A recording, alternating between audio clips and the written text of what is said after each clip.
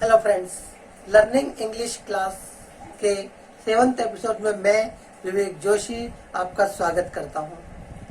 पिछले एपिसोड में हमने नया टॉपिक शुरू किया था, वर्ब्स।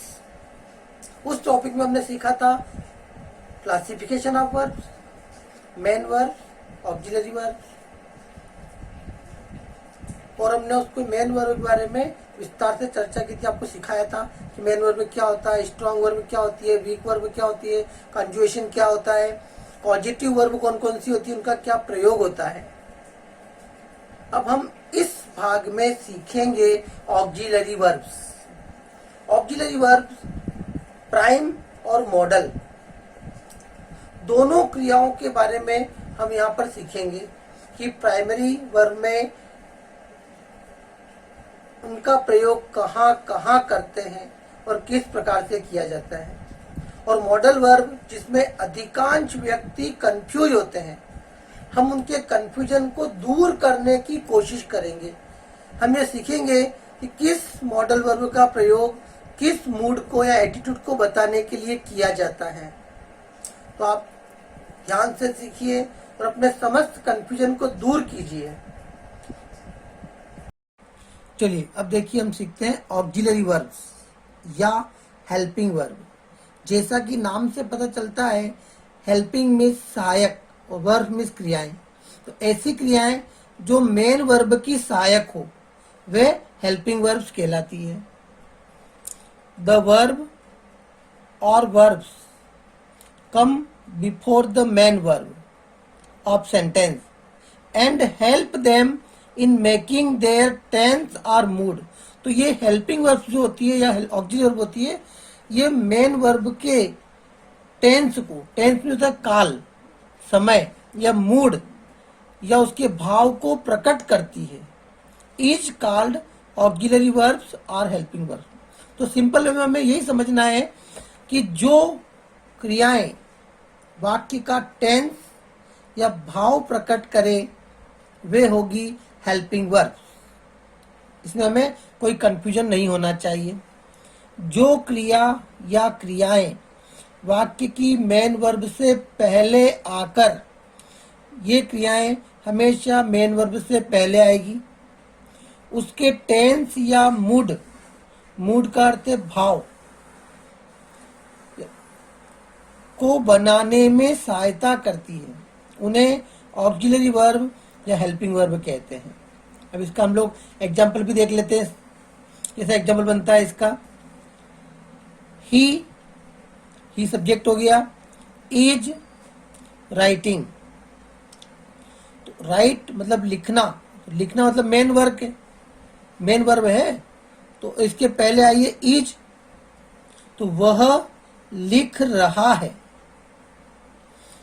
तो यह इज शब्द बता रहा है कि बात वर्तमान की है, अभी काम चल रहा है। इसी प्रकार से ही वाज राइटिंग, वाक्य वही है, सिर्फ हमने इसकी हेल्पिंग वर्ब चेंज की है जो इसके पूरे टेंस को बदल देगी कि वह लिख रहा था। अब था आ गया, मतलब ये बात पहले की हो गई है, वर्तमान में इसका कोई संबंध नहीं है। उसी प्रकार से यू मे गो ना home, you may go home. अब ये मे शब्द है, ये मूड बता रहा है। कौन सा मूड बता रहा है? परमिशन का, अनुमति दे रहा है कि आप घर जा सकते हो। तो यह एक भाव को बता रहा है कि आपको अनुमति देने का भाव है इसके अंदर। अब देखिए, ये जो होती है हेल्पिंग वर्ब, ये कभी कभी मुख्य क्रिया का कार्य भी करती है। अब वो कंडीशंस क्या होती है ये हमें देखना है, हमारे ये बहुत उपयोगी है। These verb sometimes works on main verb and sometimes as helping verb. तो ये क्रियाएं कभी तो मुख्य क्रिया का कार्य करती है और कभी सहायक क्रिया का कार्य करती है। तो हम इनके कार्य करने की कंडीशन को समझेंगे कि ये मुख्य क्रिया कब बनती है और सहायक क्रिया कब बनती है। देखिए, India is a great country. एक सेंटेंस हमने लिखा है कि India is a great country. अब ईच के बाद में कोई भी मेन वर्ब नहीं है, इसमें इज ही वर्ब है और कोई वर्ब नहीं है, तो यहाँ पर यही मेन वर्ब हो गई। तो इसका अर्थ हुआ कि भारत एक महान देश है।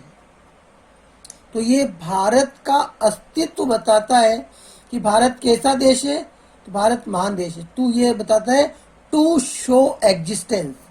जब हम किसी व्यक्ति, वस्तु या स्थान का अस्तित्व बताते हैं उस वक्त हेल्पिंग वर्ब्स मेन वर्ब का कार्य करेगी। यह हमें ध्यान रखना है, सबसे महत्वपूर्ण बात है, हमारे लिए बहुत उपयोगी भी है। नंबर 2 देखें इसका अगला एग्जाम्पल। He has 4 brothers. उसके 4 भाई हैं। अब यहां पर हैज जो हेल्पिंग वर्ब है, इसके बाद कोई अन्य वर्ब नहीं है, तो ये हैज वर्ब मेन वर्ब भी हो गई है, तो हेल्पिंग वर्ब की जरूरत है ही नहीं इसके अंदर। उसके 4 भाई हैं, तो यहाँ पर क्या है, टू शो ऑनरशिप। ये होता है स्वामित्व बताना, कोई चीज अपनी दिखाना। 4 उसके पास भाई है, जैसे कि आई हैव ए बुक, मेरे पास एक किताब है, तो मैं उस किताब का मालिक हूं। तो 4 भाई उसके अपने हैं, तो जब ऑनरशिप दिखाता है तो यह हेल्पिंग वर्ब मेन वर्ब का कार्य करती है। नेक्स्ट देखिए हम लोग। He will be a great writer. He will be a great writer. वह एक अच्छा लेखक बनेगा। यहाँ पर विल बी के बाद में कोई भी वर्ब नहीं आई है, तो इसमें हम क्या कर रहे हैं कि व्यक्ति के गुण को देखते हुए उसके भविष्य की संभावना को प्रकट कर रहे हैं कि यह अच्छा लेखक बन सकता है भविष्य में। तो भविष्य की संभावना को प्रकट करने के लिए इसका उपयोग करते हैं। तो देखिए हमने बताया है कि किसी भी चीज का, व्यक्ति का, वस्तु का अस्तित्व बताने के लिए, ऑनरशिप मतलब स्वामित्व बताने के लिए, और फ्यूचर पॉसिबिलिटी संभावना प्रकट करने के लिए जो प्रयोग करते हैं, तो यह क्रियाएं मेन वर्ब का कार्य करती है। अब हम ऑक्सिलरी वर्ब के दोनों भागों का विस्तार से अध्ययन करेंगे, उन्हें सीखेंगे कि उनका प्रयोग कहाँ होता है, 2 भाग कौन कौन से हैं। तो auxiliary verbs can be divided in primary and modal verbs. तो ऑक्सिलरी वर्ब्स को 2 भाग में बांटा जाता है, पहली है प्राइमरी और दूसरी है मॉडल वर्ब्स। अब प्राइमरी वर्ब में कौन कौन सी आती है, do, does, did, is, are, am, was, were, has, have, had, will, shall, be, been और बीइंग। ये जो वर्ब्स हैं ये सभी प्राइमरी वर्ब्स हैं जो टेंस का निर्धारण करती है। प्राइमरी वर्ब्स वे होती है जो वाक्य में टेंस का निर्धारण करती है। और नंबर 2 होती है मॉडल वर्ब्स। मॉडल वर्ब्स वे होती है जो मूड को प्रकट करती है, एटीट्यूड को शो करती है कि व्यक्ति किस बात को किस प्रकार से बताना चाहता है। परमिशन का भाव होता है, सामर्थ्य का भाव होता है, इस प्रकार से जो भी व्यक्ति के भाव हैं उन्हें वो प्रकट करेगा और दृष्टिकोण बताएगा। मॉडल वर्ब कौन सी है, can, may, could, might, should, would, must, need, dare, used to, ought to, will और शेल। विल और शेल 2 वर्ब्स ऐसी है जिन्हें मॉडल वर्ब के रूप में भी प्रयोग करते हैं और प्राइमरी वर्ब में भी प्रयोग करते हैं, जो टेंस भी निर्धारित करती है और मॉडल्स को भी शो करती है। तो ये हम अभी देखेंगे कि किस प्रकार से दोनों प्रकार से कार्य आती है। तो ये कुल मिलाकर के 27 मॉडल वर्ब्स हैं। दीज आर टोटल 27 हेल्पिंग और ऑक्सिलरी वर्ब्स। अब सबसे पहले हम अध्ययन करेंगे प्राइमरी वर्ब्स का। प्राइमरी या helping verbs, how they are used in tense. अब देखेंगे कि उनका टेंस में किस प्रकार से प्रयोग होता है। आइए देखें हम। Look, we learn how to use primary verbs and which tense is used, कि प्राइमरी टेंस का प्रयोग कैसे करते हैं और किस टेंस में किस वर्ब का प्रयोग होता है। सबसे पहले टेंस 3 होते हैं। हमारे ध्यान में आ जाए कि टेंस 3 होते हैं।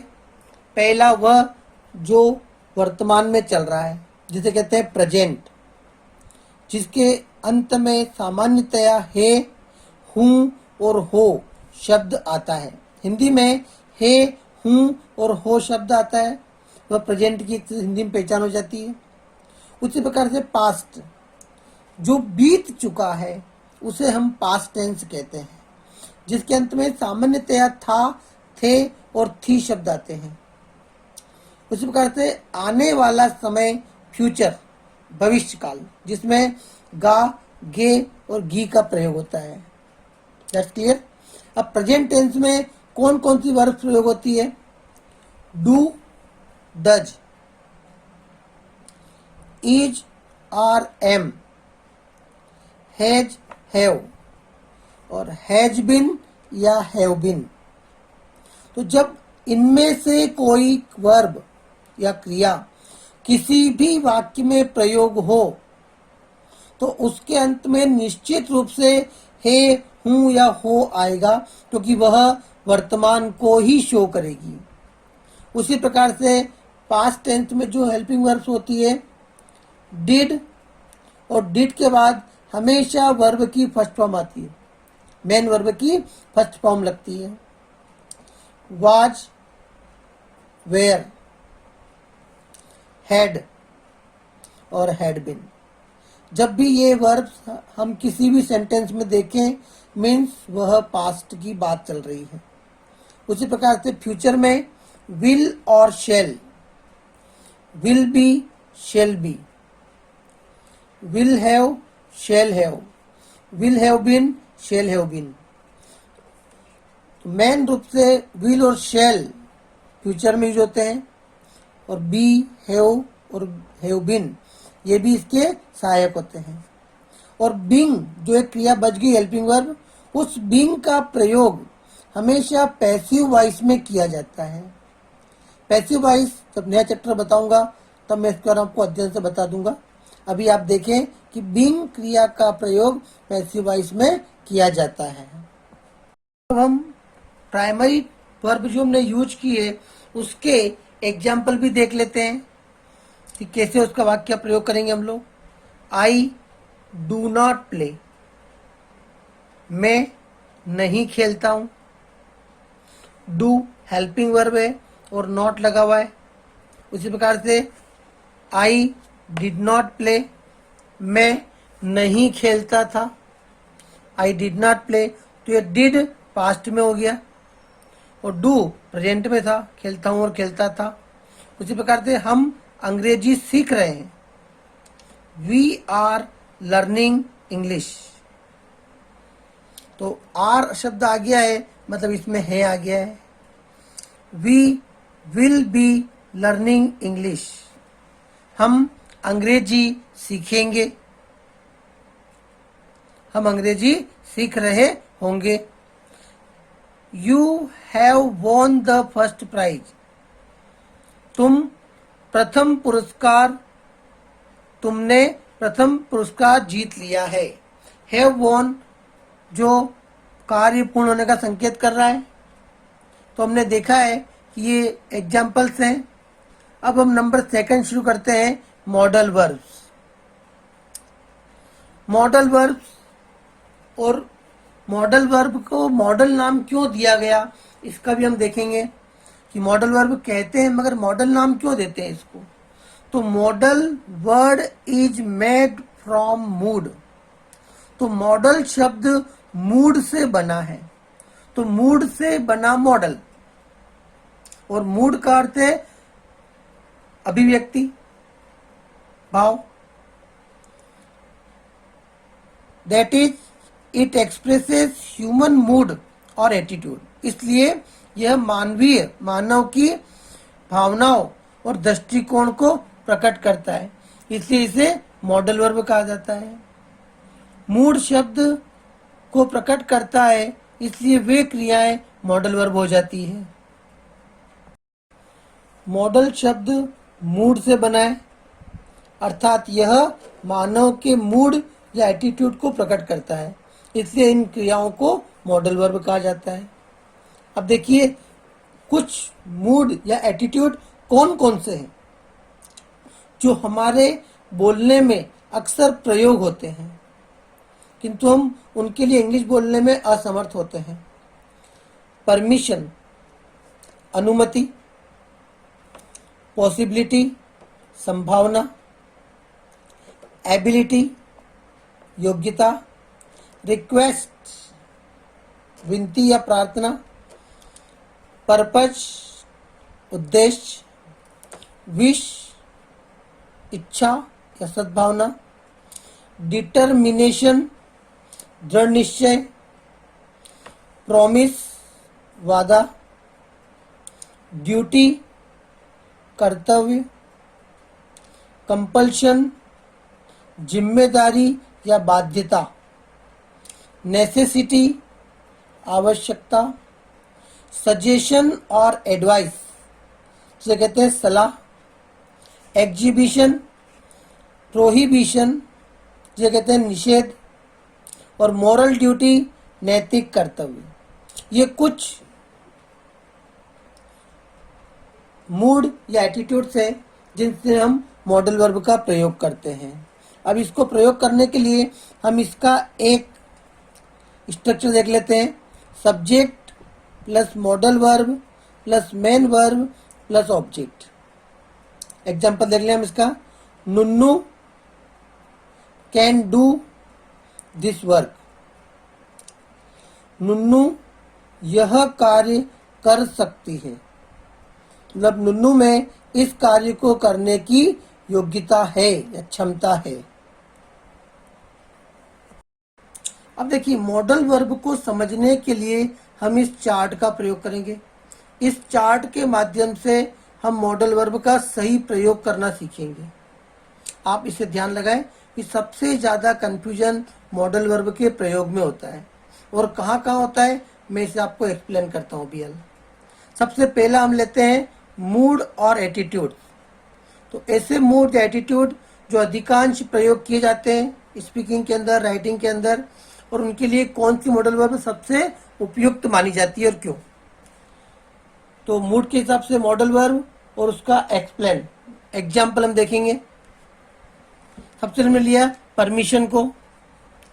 परमिशन मीन्स अनुमति। अब अनुमति के लिए हमेशा मे का प्रयोग करते हैं। मे का प्रयोग कब किया जाता है? फॉर्मल।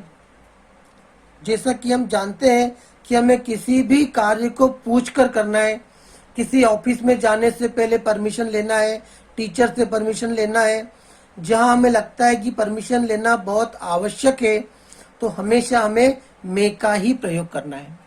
तो हम ये कह सकते हैं कि परमिशन के लिए मे का ही प्रयोग होता है।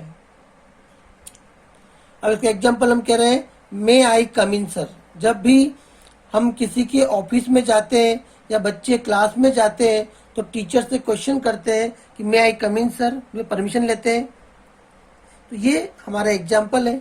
तो जब भी हम कोई कार्य परमिशन लेकर करेंगे तो मे का प्रयोग करेंगे। ठीक है। अब इसके बाद नंबर 2 में प्रयोग होता है कैन। कैन का प्रयोग भी परमिशन के लिए करते हैं, लेकिन कैन इनफॉर्मल है।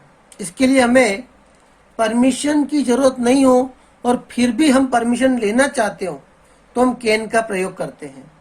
जैसे हम अपने फ्रेंड्स के बीच में बैठे हुए हैं और हम उनसे बैठने के लिए पूछ रहे हैं मैं बैठ सकता हूँ क्या, या हम अपने घर में भोजन कर रहे हैं और माँ से पूछना खाना शुरू कर सकता हूँ क्या, तो वहाँ हमें परमिशन की जरूरत नहीं है, ऑफिशियल नहीं है वो हमारा एक इनफॉर्मल है, तो उसके लिए हम कैन का यूज करते हैं। तो फॉर्मल या ऑफिशियल जिसे हम मे का यूज करते हैं, और जहाँ परमिशन की जरूरत नहीं है वहाँ हम कैन का यूज करेंगे।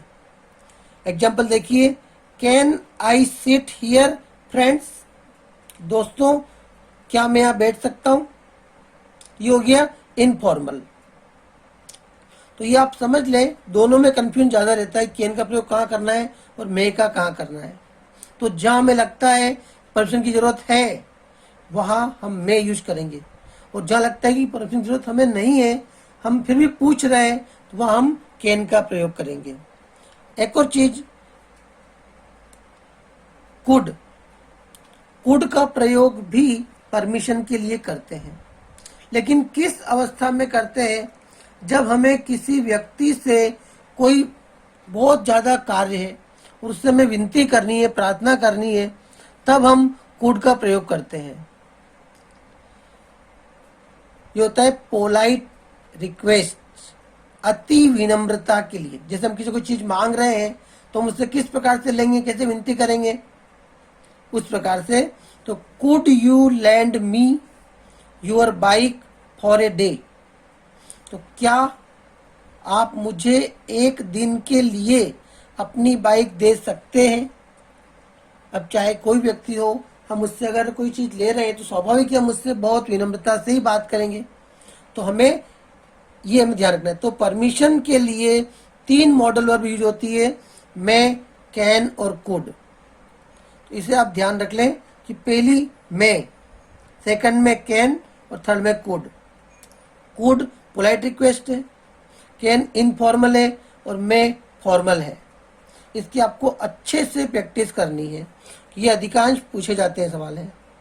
नंबर 2 रखते हैं हम लोग पॉसिबिलिटी के लिए। अगला है मूड, पॉसिबिलिटी। पॉसिबिलिटी का तो है संभावना। हम अक्सर ये संभावना लगाते हैं कि आज रिजल्ट आ सकता है, आज बारिश हो सकती है, कल मैं वहां जा सकता हूं, तो हम संभावना के लिए मे का प्रयोग करते हैं। संभावना प्रकट करने के लिए हमेशा मे का प्रयोग होता है, यह हमें ध्यान रखना है। इट मे रेन टुडे, आज वर्षा हो सकती है। तो जब भी आप एक एटीट्यूड या मूड शो कर रहे हैं और संभावना लग रही है, उसमें आप हमेशा मे का प्रयोग करें। और यदि अगर हम लोग संभावना प्रकट करने के लिए माइट का प्रयोग करते हैं, कि माइट भी संभावना प्रकट करने के लिए आता है, किंतु इसका अर्थ ये होता है कि संभावना बहुत कम है, रिमोट पॉसिबिलिटी, किसी भी कार्य की बहुत कम संभावना होना। जैसे he might recover from this disease, तो डॉक्टर ने किसी भी से कहा कि पेशेंट इस बीमारी से ठीक हो सकता है, और उसने मे के स्थान पर माइट का प्रयोग कर दिया, तो इसका अर्थ क्या हो गया कि संभावना बहुत कम है। यूज तो वही है कि ठीक हो सकता है, किंतु माइट का प्रयोग होते ही उसकी संभावना कम हो जाती है। देखिए अगला हमारा मॉडल है, एटीट्यूड है, एबिलिटी और कैपेसिटी। एबिलिटी का अर्थ है योग्यता, किसी भी कार्य को करने की योग्यता होना, और कैपेसिटी का अर्थ है सामर्थ्य, कि व्यक्ति उस कार्य को करने के योग्य समर्थ है। अब चाहे वो शारीरिक रूप से हो या मानसिक रूप से हो, ये एबिलिटी को शो करता है। और इसके लिए मॉडल वर्ब आती है कैन। इसके लिए हमेशा कैन का ही प्रयोग करेंगे हम लोग। He can solve this puzzle, वह इस पहेली को हल कर सकता है, यह उसकी मानसिक योग्यता हो गई है। यदि हम फिजिकल शो करना चाहें तो he can lift 50 kilo weight, वह 50 किलो वजन उठा सकता है, ये उसका फिजिकल एबिलिटी हो गई, योग्यता हो गई है। उसी प्रकार से सेकंड होता है कुड।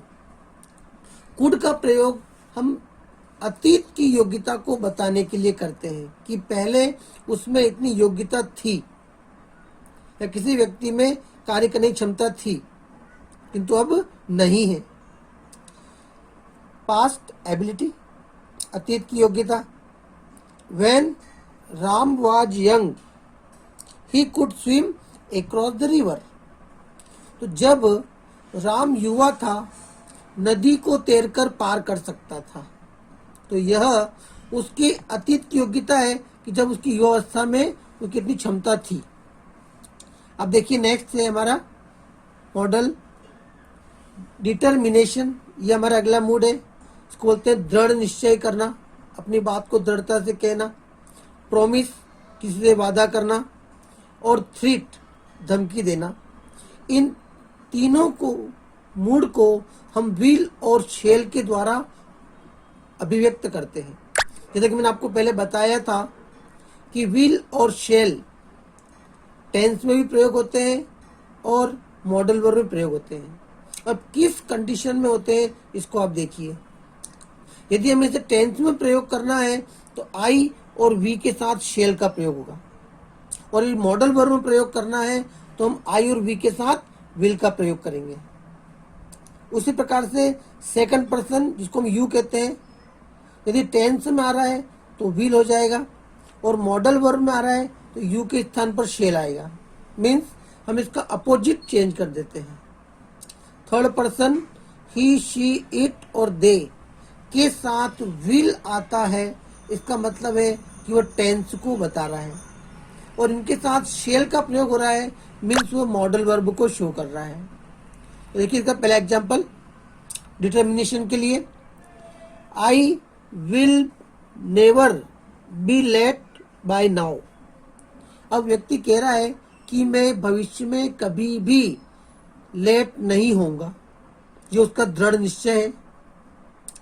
सेंटेंस नंबर 2 प्रॉमिस के लिए, you shall get your share.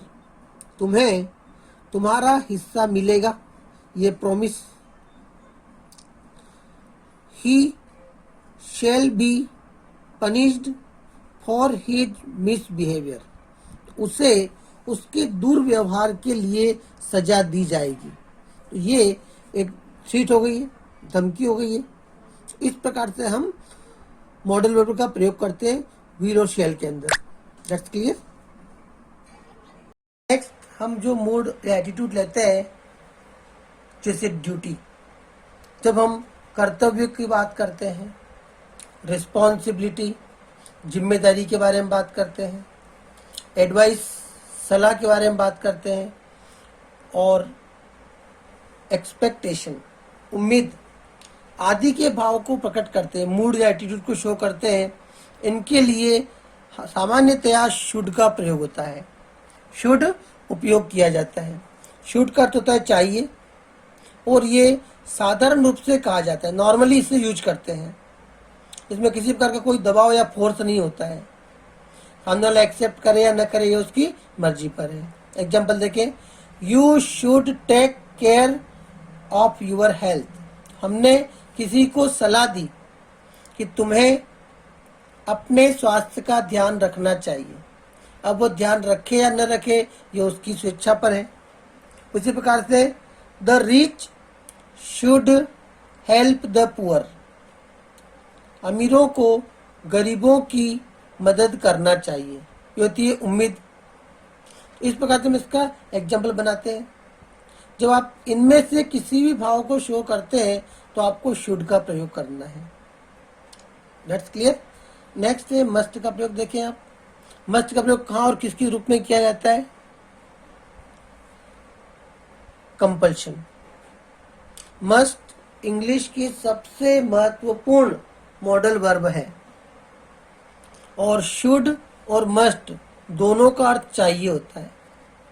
दोनों में डिफरेंस इतना होता है कि शुड में किसी प्रकार का कोई प्रेशर या फोर्स नहीं होता है, और मस्ट जब यूज करते हैं तो इसमें प्रेशर पड़ जाता है या दबाव हो जाता है बाय फोर्स। यदि अगर व्यक्ति कार्य नहीं करता है तो उसके खिलाफ कार्रवाई की जा सकती है।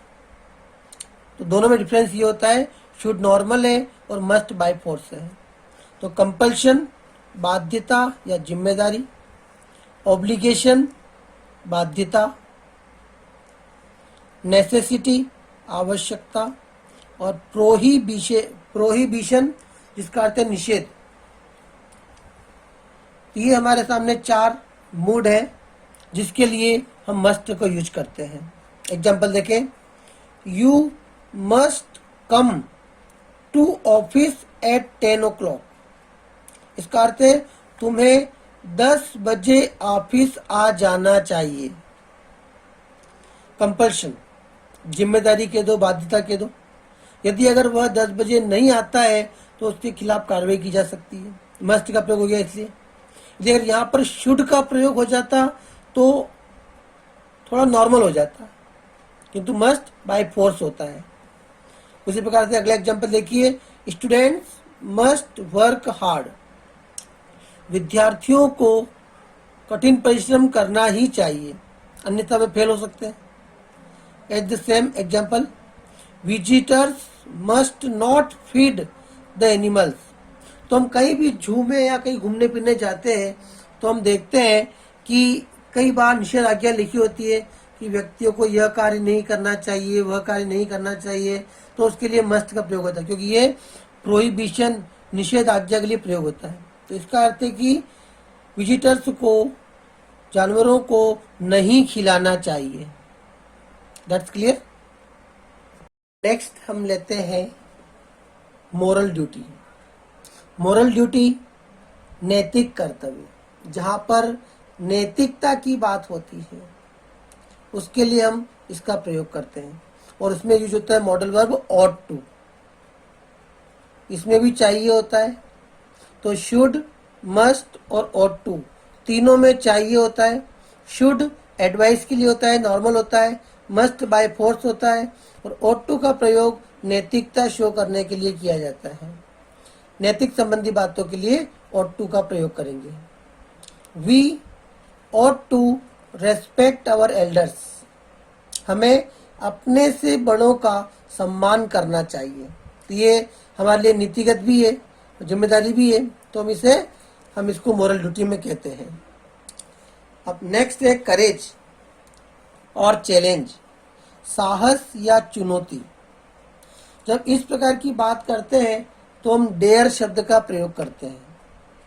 डेयर का अर्थ है साहस करना।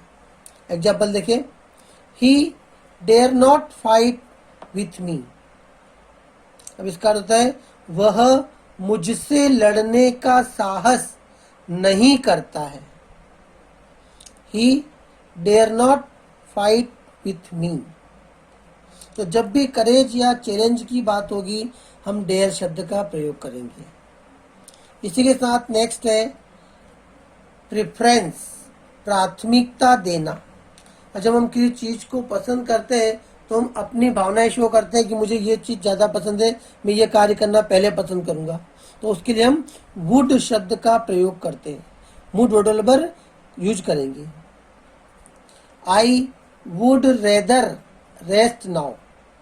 तो वुड रेदर का अर्थ बताता है कि मैं पहले रेस्ट करना पसंद करूंगा। At the same, strong Dzire, तीव्र इच्छा शक्ति को बताने के लिए। I wish you would support all of us. मेरी इच्छा है कि तुम हम सभी की सहायता करते। हम किसी भी व्यक्ति को हम रिक्वेस्ट कर रहे हैं, हम अपनी इच्छा जाहिर कर रहे हैं, तो हम विश के साथ वुड का प्रयोग करते हैं कि आई विश यू वुड। अब नेक्स्ट आता है हमारा नेसेसिटी, जिसका अर्थ है आवश्यकता, और इसके लिए नीड का प्रयोग किया जाता है। नीड का अर्थ है आवश्यकता। जैसे आई नीड ए पेन, मुझे एक पेन की आवश्यकता है। You need not to fear, तुम्हें डरने की आवश्यकता नहीं है।